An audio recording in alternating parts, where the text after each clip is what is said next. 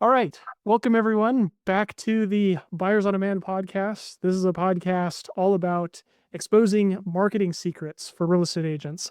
I'm I'm greeted here today with a special guest. I usually say that on every intro, but this guest is not only just a top producer for many years over, not just a real estate agent that's on multiple magazine covers, not just one of the top 1% agents here in Nevada, but this real estate agent that I'm here with is none other than my mother, Robin Compagno. Mom, thank you for joining the podcast. I think you were the first guest I had on the podcast the very first time, and now we're back for another one. So thank you for joining. No, thank you. It's such an honor to be here with you. It's kind of surreal, but thank you for having me. So, Super Mom, excited. I for the past couple episodes, what I've been doing is giving each guest a quick 30 to 60-second rundown on why we created this podcast. You already know a little bit about it, but for any new listeners that are listening to this for the very first time, we created this podcast, and I say we because I work with two other business partners, and we help real estate agents with their digital marketing. And what we've realized in 2026 and onwards is that a lot of the newer real estate agents that are getting into this industry are unfortunately being targeted by these predatory lead vendors that basically say, the only way for you to get business is you have to pay me X amount of dollars. We see this over and over and over again when the best agents, like what we're going to talk about in our discussion today, Mom, are able to get business without relying on a marketing company, a lead vendor. They're able to do things organically and then go to marketing companies when they're ready to scale on their own terms. And so, Mom, this sounds a lot like what you've done in your career. You haven't ever had to rely on, a third-party marketing service to get you leads. You've always been go, go, go, able to get business on your own by your skill sets that you have with networking, sales, etc. Can you tell us, because I know everything about your story, but for the new listeners, Mom, before you were a real estate agent, what were you doing and how did you transition into real estate? So prior to joining the career of real estate that I have, I worked in retail sales. So I sort of have a hospitality mindset and background. Customer service has always been something that I've been very good at. Reading people is something I'm very good at. And when I was in college, I started a part-time career or job, I should say. It really wasn't a career, it was a job, working in retail sales for Nordstrom, Saks Fifth Avenue, some high-end couture boutiques in La Jolla, California. And so serving people and connecting with people quickly really was a strong suit very early on. And I love the idea of agents coming from various backgrounds, whether it be a food server, maybe a flight attendant, a bartender, anything where you focus and serve people, anything in the hospitality field is a fantastic segue into this career. So I started in retail sales. The only problem with retail sales is the income was not sustainable, not even close to sustainable for somebody living in San Diego like I was, or somebody that, wanted to ever have a car that was paid in full or, not live under a mountain of debt at all times. Retail sales was a very difficult job to make a good living, keep your head above water in a high cost of living area like San Diego. So it became evident to me very early on that this wasn't necessarily a career. And it was something that fit in nicely with the schedule while I was in college because you can work in the evenings and weekends and you can make up, hours alternatively, not just in 9 to 5. But one of the things that I noticed in my job, if you will, in selling designer clothing is that a lot of my customers were real estate agents. So I was observing these women coming in, buying all these beautiful clothes, and they were traveling, and it looked like they had this amazing quality of life, and I was quite envious. And I decided that I this wasn't something I could do long term. It just wasn't sustainable. And I would sort of thought about real estate. Other people had suggested it to me in the past, but it really was a very serendipitous moment in my life when the owner of a home building company happened to come flying in to Saks Fifth Avenue 15 minutes before closing on a Wednesday night. She was getting ready to leave for a cruise. I kid you not, that encounter, that single interaction was the catalyst to my entire career. She and I connected quickly. I wasn't her usual sales girl, and I was sort of filling in, and she was impressed that I could, so efficiently and quickly bring her lots of different selections that I thought would look great on her that she might like. Uh, Suffice to say, it was a whirlwind 20-minute visit. And at the end, she handed me her business card and said, if you would ever consider a career in real estate, I'd like you to call me. My husband and I own a large custom or large home building company here in Nevada. So fast forward, I left that evening with a lot on my mind and felt very compelled to take advantage of this serendipitous meeting that we had. I went forward, I got my real estate license. I called her company. I didn't call her personally, I called the company and interviewed for a job. And suffice to say, they hired me. And after a series of several successful years with the company, I was promoted to director of sales and marketing. So I literally started on the ground floor, floating from community to community. So remember, this is a new home builder. So you have model homes, you've got model homes all over Las Vegas. At the time, Las Vegas was in a major growth mode, and they had beautiful models in various parts of Las Vegas. And I would float around to cover the days off of the typical or their regular salespeople, I should say. So they used me as what they called a floater, which is essentially a temp position filling in for the real agents. And it was a way for me to get my foot in the door. And I figured I'd be doing this for quite some time. I was brand new. I really didn't have a lot of technical experience, but they quickly saw that I was making sales. I was interfacing with potential buyers and I was demonstrating the models. I really took this seriously, this opportunity, because I knew it was a lifeline. I had left my career in retail sales. I had no safety net. I had no backup plan. I had to make it work. So I treated this temp position like my life depended on it. And every weekend or every day that I would fill in for someone, they would come back and there would be a stack of registration cards with notes that were taken, with a follow-up plan. And these interactions were turning into actual sales. So the company quickly recognized that I was really quick on my feet and I, transitioned really well. And they had an opportunity at a new home community right here in Las Vegas, oddly, where you live now. And I was chosen among all of their salespeople to be the designated salesperson. And it was quite a disruptor because I was the the youngest agent in the company, and I was also the newest. But that just goes to show that if you have what it takes, if you've got the hustle, if you have the desire, tenure doesn't matter. What matters are results. And that sort of became my mantra very early on, when results matter most. That's a tagline I've used throughout my career. And I proved that very early on. So, anyway, that sort of launched my career. And I ended that as the director of sales and marketing. And when I had you, and then eventually your sister, it was apparent to me that a big corporate role was very difficult. It was difficult in the sense that it didn't allow me the flexibility when needed. If I had a sick child at home or a doctor's visit, I had a lot of very early morning meetings and late evenings. And it wasn't something that a new mother with two young children could do with a great deal of quality. And I felt as though I was being pulled in a lot of different directions between home life, work life.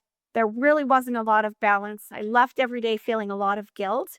And so I thought about other ways to do well in real estate without the daily, you know, 8 to 5 or 8 to 6 schedule that corporate America requires. So that sort of led to another, I don't want to call it a chance encounter because I cold called one of the top brokers in Las Vegas and literally asked for a job. And that was the transition period into what we call general real estate. I received this gentleman's notepads every single month. He would send a pen and a notepad and all of the recent sales in the neighborhood. Like I was getting bombarded with swag from this guy. And I had notepads and pens all over my house. And I had, hot pad holders and calendars. This was back in the day when people mailed out a lot of things. So I literally was sitting at my home office desk staring at a notepad. And I thought, I live in the neighborhood that this guy farms every day. This is an area that he obviously does a lot of business in. It would be a natural fit for me because I live in the community. Maybe he needs some help. I literally just picked up the phone. I cold called this guy. And it just so happened that his lead buyer's agent was getting married and relocating. And so again, I created my own luck. I took advantage of this kind of unique uh, meeting that, or this, what's the word I'm looking for? Sort of this serendipitous opportunity. And it turned into the incredible career that I have now. So it's a little bit of luck, but it's also what you do with those opportunities when they present themselves. When those doors open, are you bold? Do you walk through them? Do you take chances? Do you accept a little bit of risk? And for me, the answer is always yes. Like I love doing things that scare me or things that make me nervous or things that take me out of my comfort zone. And it's always a calculated risk for the most part, but I've kind of created my own luck. And when you're talking about you cold called this broker, you start off with his company. What was your first year? Do you remember what your first year as a real estate agent, what that was like? I do. It was it was quite interesting. It was in a very busy time. I think it was 2004. So the market was, think pandemic level madness. The market was just exploding and was extremely busy. I call it baptism by fire because I was literally handed the keys to about 40 different properties, all multi-million dollar homes. And I was made the lead showing agent and buyer's agent overnight.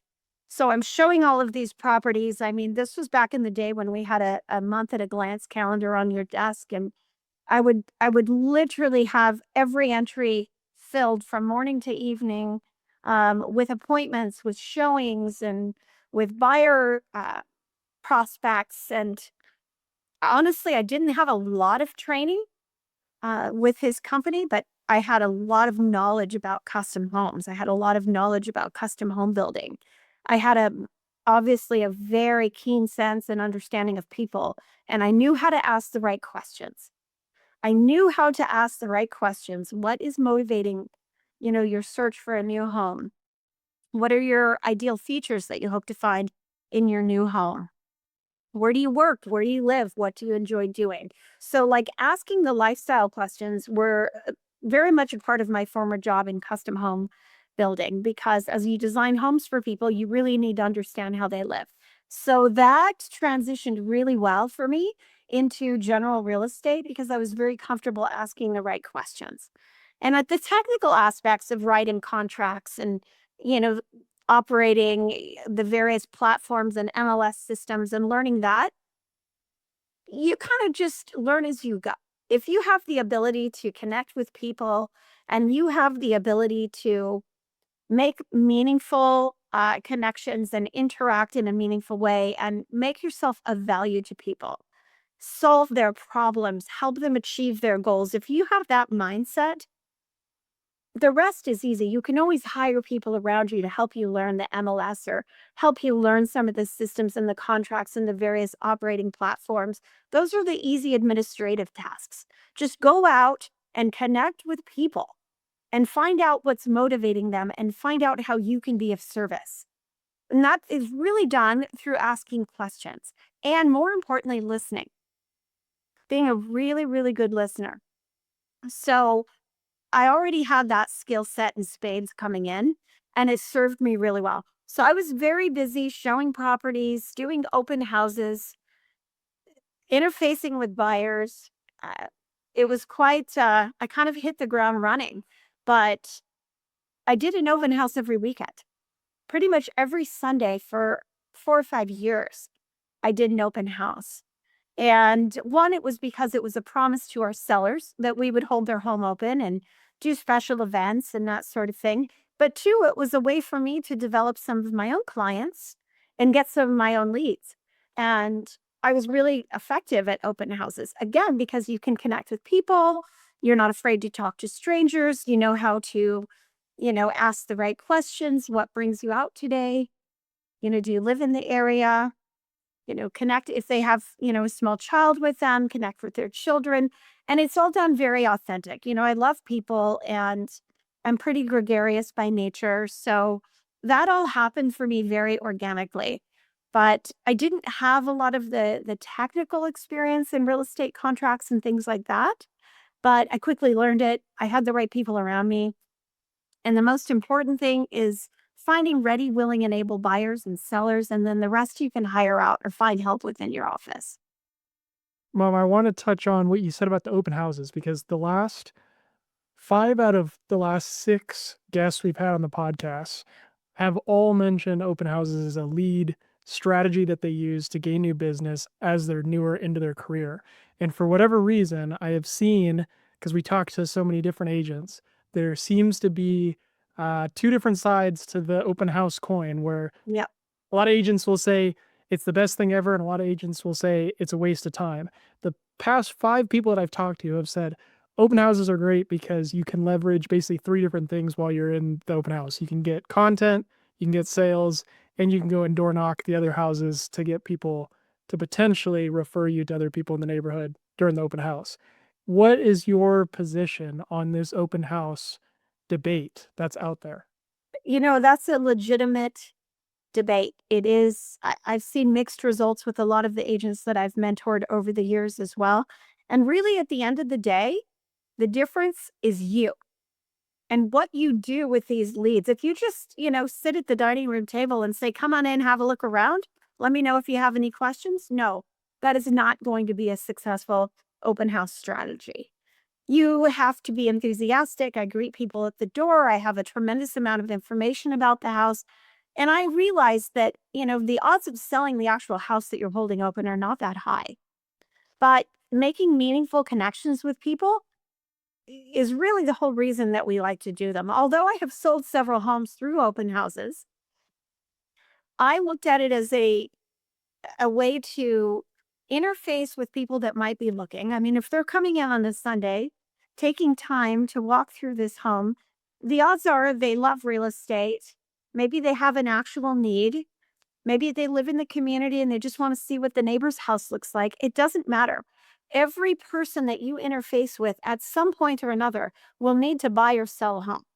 So it's what you do with that time. And I really had a very kind of organic approach to open houses in that I didn't hold them hostage and make them sign a bunch of paperwork and bombard them with phone calls after the open house. And I never did that. I was always somebody that was grateful that they were there. I thanked them for coming through.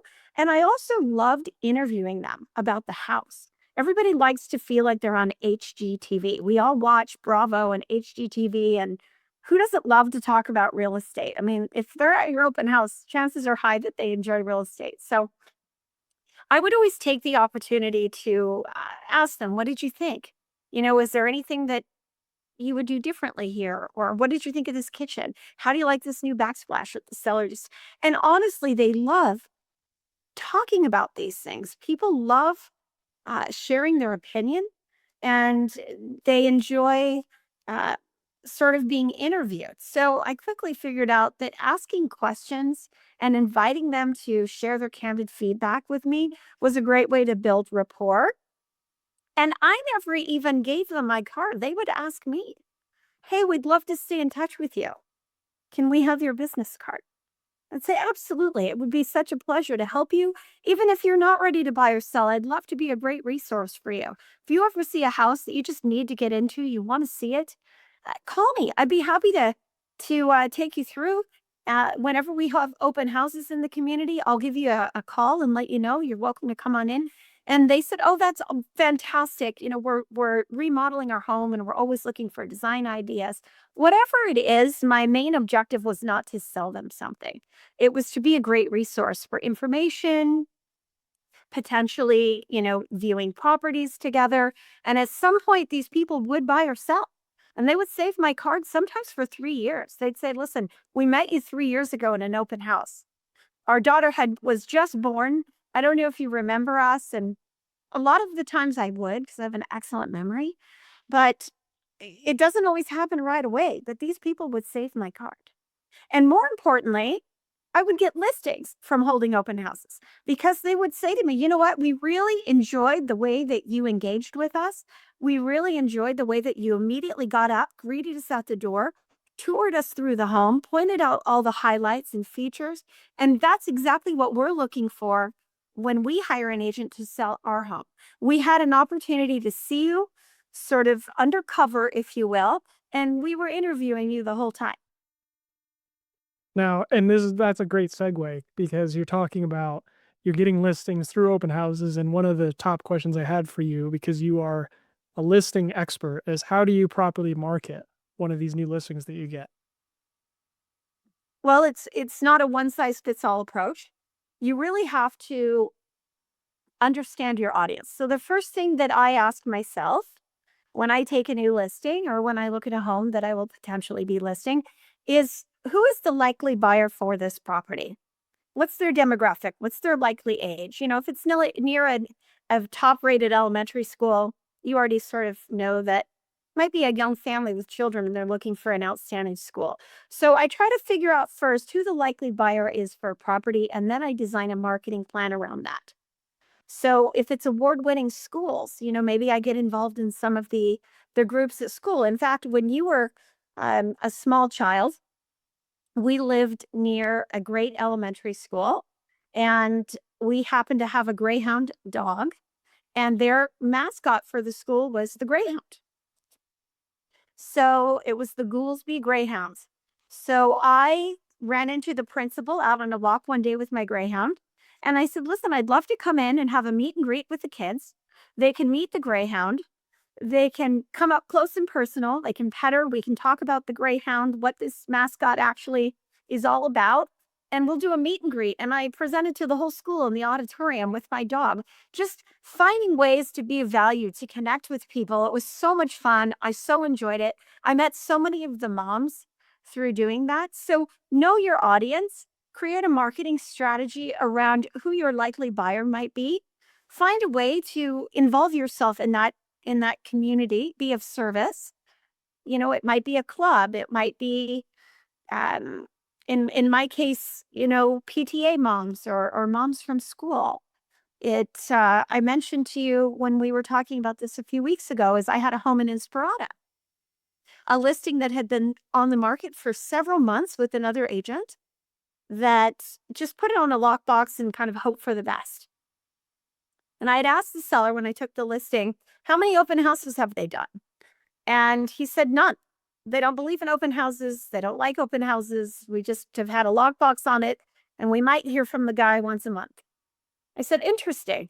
I said, "And the largest farmer's market in all of Henderson is on this main street in Inspirata every Saturday.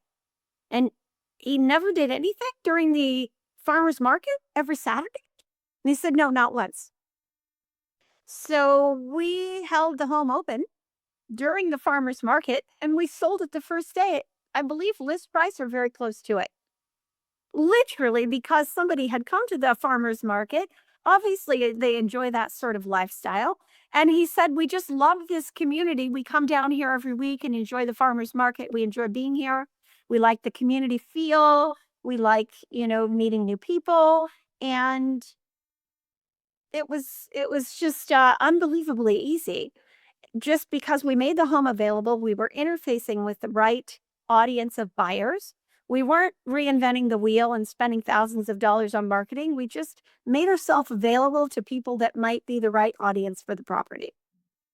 Now, when you're talking about knowing the right audience, not only the Inspirata example is perfect because I was going to ask you about that, but you brought that one up.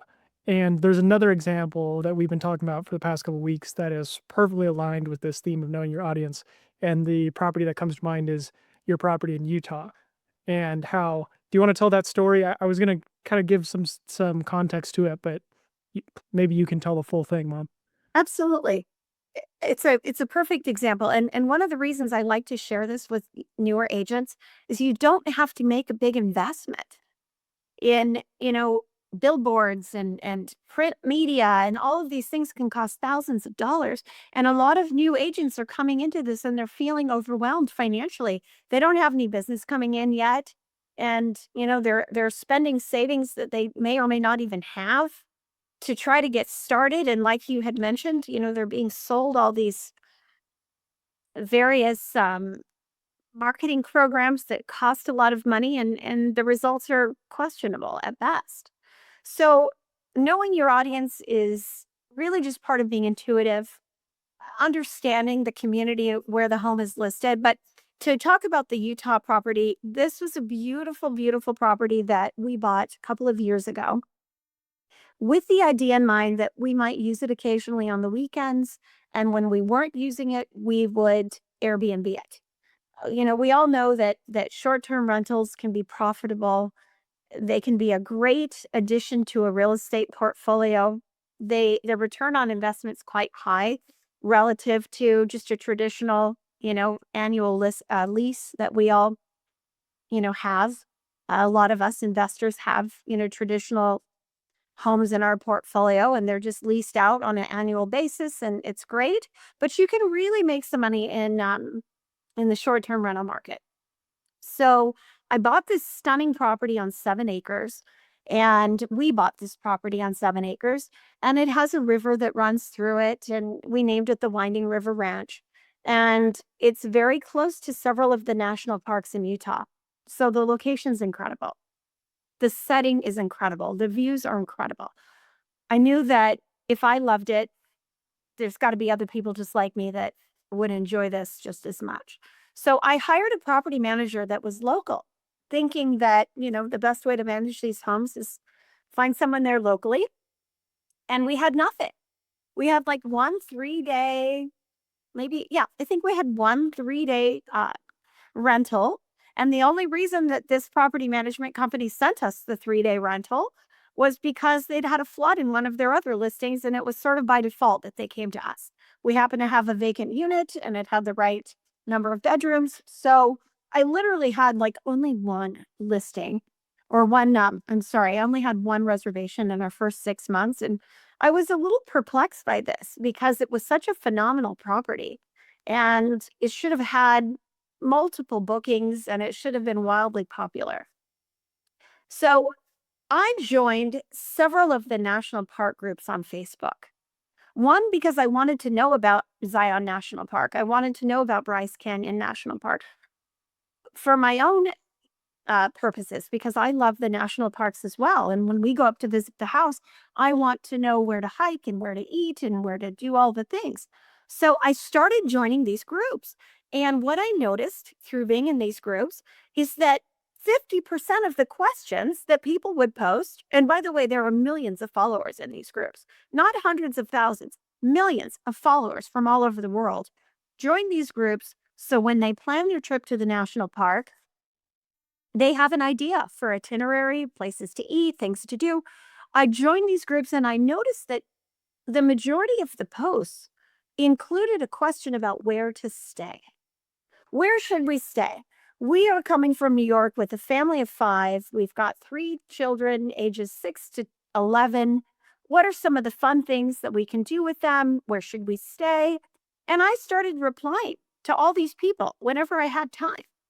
We have a beautiful 4-bedroom home right in the middle of all the national parks. We've got washers and dryers. We've got the beautiful kitchen.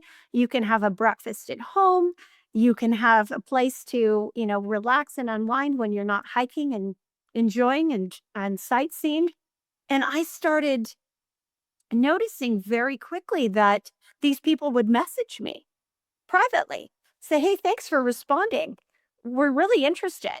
So then I started creating like a beautiful flyer that was in a PDF. So when you comment on Facebook or on Instagram, when you engage with anybody, you can post a photo. So I started posting a flyer. Please come have a look at our beautiful property. We'd love to have you. And I started getting a tremendous amount of interest and activity by being a member of these groups, by being of service to people and saying, by the way, here are some hiking trails that are great for young children. Here's some things that you absolutely need to do while you're here. And if you need a great place to stay, we've got that too. So that's free. That is absolutely free. So then I started with my own Airbnb listing. And in addition to responding to these people with their questions and suggesting restaurants and things to do, in addition to that, I was posting a link to my Airbnb. And this summer, we are fully booked with almost no vacancy whatsoever. And it is all organic, it is all completely free.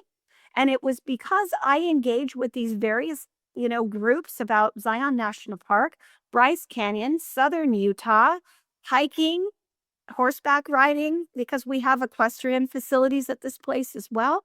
I started getting into the horse vacation pages on Facebook where people that have horses that are seeking out destinations for their trip that they can bring their horse.